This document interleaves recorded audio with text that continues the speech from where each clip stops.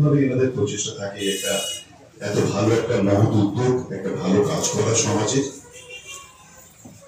আমার তো মনে হয় কর্মই মানুষকে বাঁচিয়ে রাখে, এবং অজয়বাবু যেখানেই থাকুন তোমাদের এই ভালো কাজ নিঃসন্দেহে তিনি দেখে শান্তি পাবেন এবং তোমাদের উপর আশীর্বাদ বর্ষণ করবেন, যাতে তোমাদের এই সংগঠন সবাই মিলে এইভাবে ভালো কাজে আগামী দিনে এগিয়ে যেতে পারো। এবং আমরাও সকলে সেই ভালো কাজে সামিল হতে চাই, নিশ্চয়ই আমরা থাকবো। এবং আজকের মানিকতলা ইএসআই ব্লাড ব্যাংকের ডাক্তারবাবু সহ যারা এসছেন, প্যারামেডিক্যাল স্টাফ, সকলকে ধন্যবাদ জানাবো এবং কুর্নিশ জানাবো আজকে রক্তদাতাদের। কারণ ইতিমধ্যেই আবার একটু তাপপ্রবাহ শুরু হয়েছে, টেম্পারেচার বাড়তে শুরু করেছে, গরম, হিউমিড, ভীষণ ঘাম, তার মধ্যে যে এতজন মানুষ স্বতঃস্ফূর্তভাবে এগিয়ে এসছেন মানুষকে সাহায্য করার উদ্দেশ্য নিয়ে, এটা সত্যি সাধুবাদ জানাই, প্রশংসার দাবি রাখে। আমি সকল রক্তদাতাকে কুর্নিশ জানিয়ে বলবো যে আপনারা সুস্থ থাকুন এবং এইভাবে আপনাদের জীবন মানুষের কাজে লাগুক।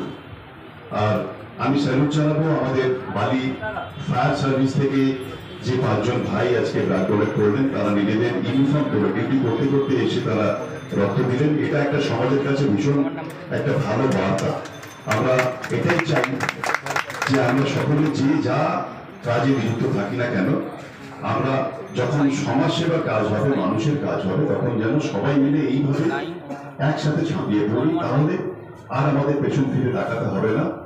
আমরা মানুষের রক্তের হাহাকার আমাদের দেখতে হবে না, কারণ এমনিতেই আপনারা জানেন যে বাংলা সব বিষয়ে ভারতবর্ষকে পথ দেখিয়েছে, রক্তদানও তার অন্যথা হয়নি। প্রথম ব্লাড ব্যাংকটি স্থাপিত হয়েছিল ভারতবর্ষের এই বাংলাতেই, এবং রক্তদানও আমাদের রাজ্য চিরকালই উপরের দিকে থেকেছে। এবং এখন তো মাননীয় মুখ্যমন্ত্রীর নির্দেশে প্রশাসনিক স্তরে এবং সাংগঠনিক স্তরে এত ব্লাড ডোনেশন ক্যাম্প হচ্ছে যে এখন আমরা রক্তের অভাব অনেকটাই কাটিয়ে উঠতে পেরেছি।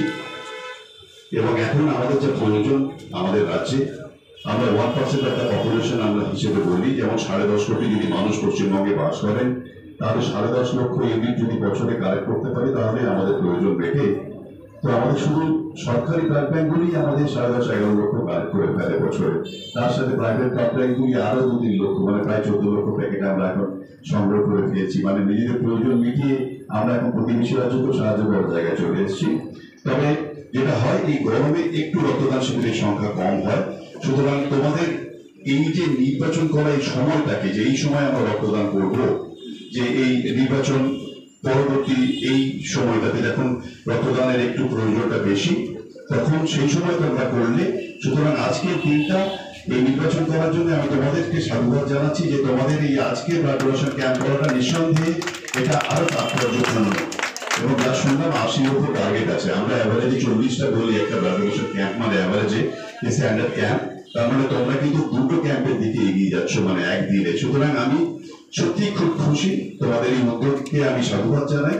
এবং আগামী দিনেও তোমরা এইভাবে ভালো কাজ করবে, মানুষের পাশে থাকবে, এই আশা রাখবো। এবং সেই কাজে আমরাও এই সবাই মিলে আমরাও সামিল হব, এই আশা রেখে আমি বক্তব্য দীর্ঘায়িত করবো না। আমি অনেক সাফল্য কামনা করছি তোমাদের ক্যাম্পে, তোমাদের এই সংগঠনের বিভিন্ন ভালো কাজে। এবং অজয়বাবুকে আমি অন্তরের অন্তঃস্থল থেকে কৃতজ্ঞতা জানাই, কারণ আমি খুব স্মৃতিবিদুর হয়ে পড়েছিলাম। আমি এক্ষুনি কথা বলছিলাম আপনার সঙ্গে যে গত বছর এই মেমেন্টোটা মনে আছে? হ্যাঁ, গত বছরের আগের বছর সেই মেমেন্টোটা আমি তুলে দিয়েছিলাম, এবং তাতে উনি কি খুশি হয়েছিলেন, যার তুলনায় খুশি হয়েছিলেন। তো মানুষ চলে যায়, কিন্তু তার সেই আদর্শগুলো থেকে যায়, এবং সেই আদর্শকে বহন করে চলেছো তোমরা, তোমাদের কাঁধে নিয়েছো। এবং আমি আশা রাখি তোমরা সেটা পারবে। আগামী দিনেও তার যে আদর্শ, সমাজের ভালো করার যে ভাবনা, যে চেতনা, সেটাকে তোমরা সামনে থেকে এগিয়ে নিয়ে যাবে। আমি তোমাদের কাছে আবেদন রেখে আমি বক্তব্য শেষ করছি। ভালো থেকো। নমস্কার বড়দের এবং ছোটদের ভালোবাসা জানিয়ে অনেক ধন্যবাদ জানিয়ে বক্তব্য শেষ করছি। নমস্কার।